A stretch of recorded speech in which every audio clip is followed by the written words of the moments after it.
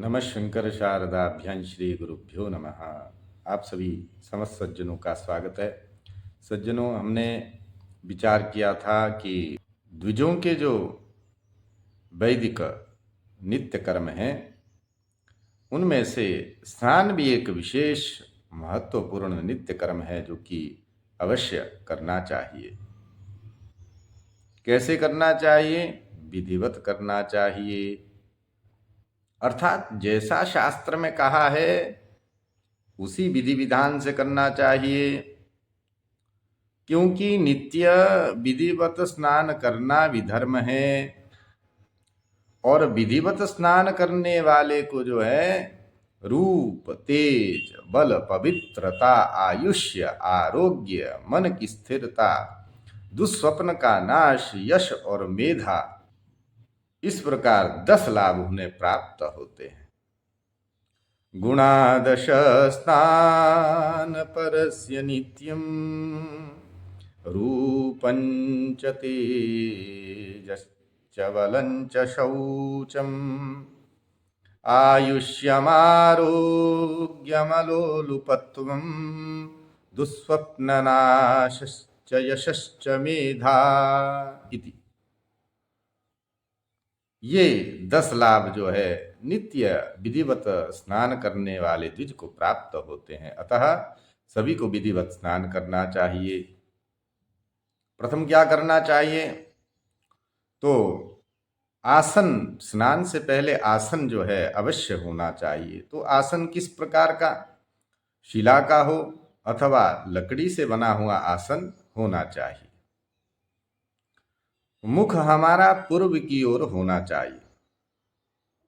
सूर्य के अभिमुख होकर के हम बैठ करके हाथ पांव को धो करके 3 कुल्ले करने चाहिए, आचमन करना चाहिए और अपनी शिखा को बांध देना चाहिए। हाथ में जल लेकर के जो है संकल्प करें, विष्णु विष्णु इत्यादि से देश कालो संकीर्त्य, देश काल आदि का संकीर्तन करना चाहिए। श्रुति स्मृति पुराणोक्त फल प्राप्ति अर्थम मम इह जन्मनि कायिक वाचिक मानसिक सांसर्गिक ज्ञाता ज्ञात स्पर्शा स्पर्श भोजन शयन गमनादि कृत कर्म दोष निरासत द्वारा त्रिविधतापोपशमनार्थम श्री परमेश्वर प्रीत्यर्थम प्रातः स्नानमहं करिष्ये, इस रूप से जो है संकल्प स्नान से प्रथम कर देना चाहिए।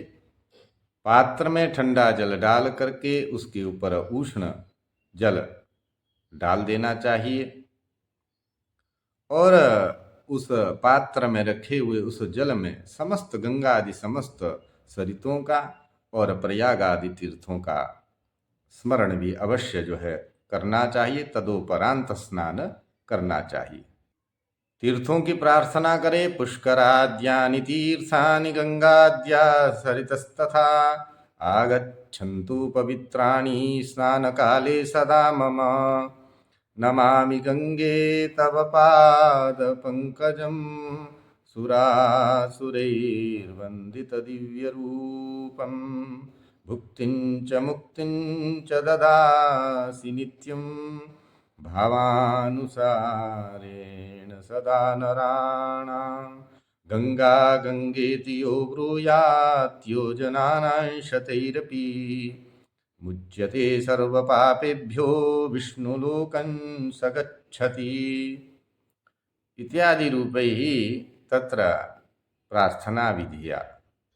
इस प्रकार समस्त तीर्थों का आवाहन करके मौन रह करके ही स्नान करना चाहिए। स्नान निर्वस्त्र होकर के कभी नहीं करना चाहिए। वस्त्र, कोपीन आदि वस्त्र जो जिसे लंगोट इत्यादि कहते हैं वो तो धारण करना ही चाहिए, यह विधान है। घर में यदि आप स्नान कर रहे हो तो यह विधि उसके लिए है। इसका इस प्रकार से आपको आचरण करना चाहिए और स्नान के पश्चात स्नानांग तर्पण भी करना चाहिए। स्नानांग तर्पण करने के पश्चात आपको संध्योपासन करना चाहिए। इसी से जो है धर्म की उत्पत्ति होती है। और ये जो गृहस्थों के जो 6 कर्म बताए हैं, उन 6 कर्मों में से ये भी एक विशिष्ट और प्रथम कर्म है। इसको सज्जन अवश्य विधिवत करें और पुण्य लाभ प्राप्त करें। आप सभी का मंगल हो।